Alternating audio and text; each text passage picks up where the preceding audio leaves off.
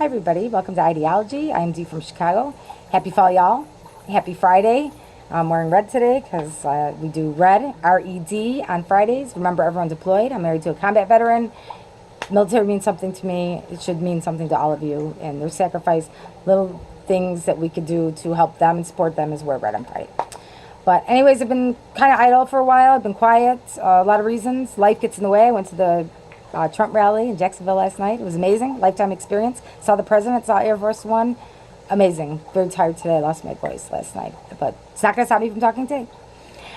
Anyways, the name on everybody's lips. Breonna Taylor. The world is burning because of Breonna Taylor.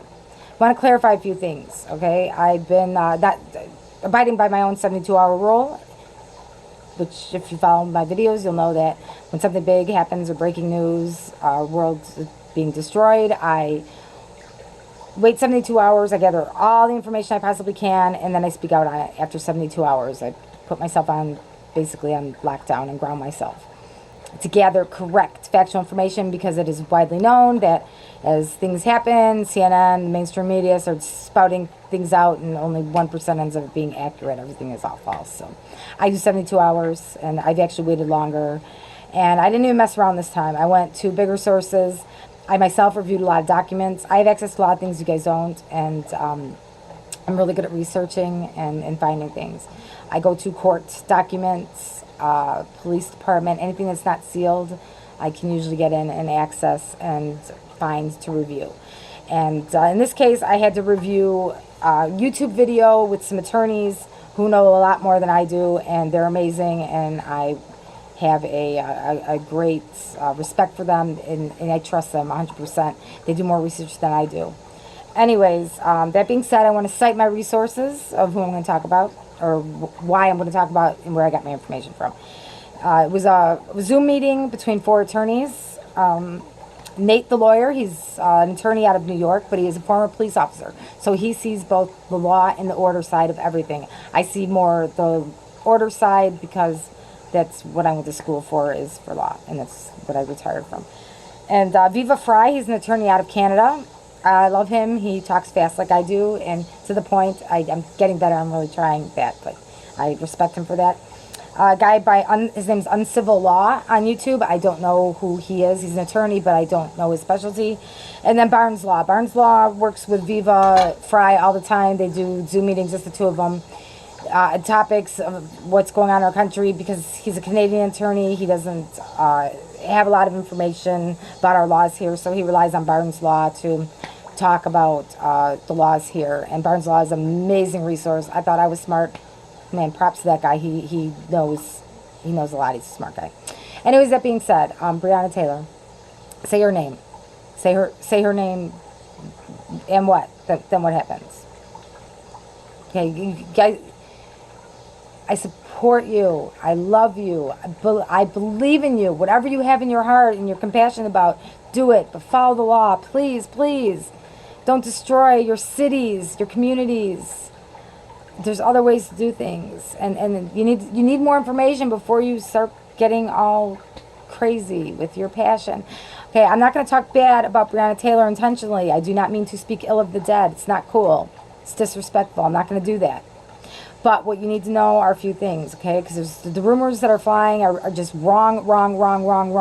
So I'm going to set it straight. And again, I'm getting my information from other attorneys and court documents and law enforcement documents that I've actually reviewed myself. Okay. Breonna Taylor. She was not an EMT. There's some stuff going on about her being investigated. I'm going to find out more information. I don't want to speak on that now. But she was not a sweet, innocent victim in all of this. She was in a relationship with a man, and he used her address. That was a legal address, verified by the postmaster general, I believe. The post office was actually the ones who were started the investigation of all of this, because Breonna Taylor was receiving drugs to her house in her boyfriend's name, and she was cool with that. My mother taught me a long time ago, you are known by the company you keep, and she got wrapped up with a bunch of really not good people, and she ended up dead because of it, unfortunately. Okay, this no-knock warrant, okay, takes a lot of probable cause to get any kind of warrant at all. You can't just say, I don't like this guy, I think he might be up to something. It doesn't work that way. You have to have raw evidence presented to a judge for a judge to issue a warrant. Okay, the difference between a warrant, a regular warrant, they can go pick you up anytime, anywhere. You know, usually you're at work, coming at your girlfriend's, whatever, boyfriend's, family's house, but they know where you're at, and they just go and they arrest you without incident, okay? The reason that no-knock warrants come into play is because it's usually done executed in the middle of the night. They don't want you destroying any evidence. So if you are involved in drugs, guns, whatever, they don't want you destroying evidence. They don't knock, they don't announce their presence, they bust down the door, they arrest you. And then they start their investigation, you know, hopefully finding whatever they were investigating you for, drugs, weapons, child pornography, whatever, human trafficking, whatever your illegal crime activities are. Okay, obviously in the Breonna Taylor case, there was enough to warrant or enough probable cause to justify and have a judge issue a no-knock warrant. She was named on a warrant. There was a bunch of warrants executed that evening, different addresses, different players. She was one of the players. She was one of the main players. And that warrant had her name on it. She was not in bed. They did not have the wrong address. The stuff that you don't want to believe is the actual truth, okay? Sorry to break it to you, but it's the actual truth. Now, based on the ballistic reports and everything that happened with this raid, there's just some really odd questions coming into play as to why she was shot so many times and her boyfriend that was there wasn't shot at all. So I'm trying to find out more science on that, but it only makes sense that when he fired at the police and when the police fired back, he either hit the ground or he ducked behind Breonna Taylor as a coward, used her as a human shield, and she took all the bullets for him. I don't know. Again, my apologies, I should not be speculating, but there's a lot of things going into this ballistics investigation, and I still think there's more information. But the $12 million settlement, I have no idea why the city or state or police department, whatever, gave Breonna Taylor's family $12 million. There's something there. That'll eventually come out too, but there's something there. Not good for the police, I should say. That I think anyways, but the truth will come out on that. But her family, you notice that they've been quiet about this. They haven't said a word. They took their $12 million and they ran. At least George Floyd's family said, hey, don't burn your communities, because George Floyd would not be happy. He would be really disappointed in you guys. Breonna Taylor's family was completely ghost. They're not saying a word. Not a peep. So there's a lot of other things going on. But I just wanted to just dispel all the myths about this. Breonna Taylor was not an EMT. She's also involved in another investigation where there was a murder committed in a car that she rented and had possession of. I'm finding out more information on that as well. And I just wanted to say, I mean, people are burning their streets, they're burning their communities, they're burning the world, they're shooting and trying to kill police officers.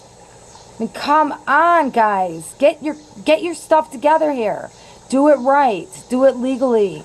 Like I said, I want to hear your voice. Please take your passion, take what you feel in your heart, and do something. I agree with that, but just do it legally and do it the right way. Going after the police is just. Come on. Anyways, that's it. So, like I said, there's just so much more to this, but I wanted to say, at least dispel a lot of the myths. So I'll sum that up real briefly. Breonna Taylor was named on the no-knock warrant. The police went to the correct address to execute said warrant. Breonna Taylor was shot by the police because her boyfriend shot at the police first. There was a $12 million settlement given to Breonna Taylor's family. I don't know the details. That stuff is sealed, but it'll come out and I'll find out about it anyways. And that's it. I just wanted to dispel the myths and set the facts straight. So before you guys are on the wrong side of the argument, please educate yourself. Like I said, Viva Fry, Barnes Law, they're amazing. And they do YouTube videos and they sound off on topics like I do. And that's where I'm getting all my information from, or not all my information, but my speaking points on this video is primarily from them, and from Nate the lawyer out of New York, because he knows both sides of law and order, being a former police officer and attorney now. So do your research and just stop listening to the media, because they're wrong. They're wrong. And the streets wouldn't be burning if they wouldn't have gotten this whole Breonna Taylor thing wrong to begin with. So just please research. I'm going to do my best to educate you and inform you on what I find out. But I guarantee you 100% what I am telling you is fact and truth based on court documents that I have read, and speaking to other attorneys who have also read court documents as well regarding this case specifically. So until I talk to you guys next, be well. I'm losing my voice. Sorry, the Trump rally took a lot out of me last night, but it was worth it. It was definitely worth it.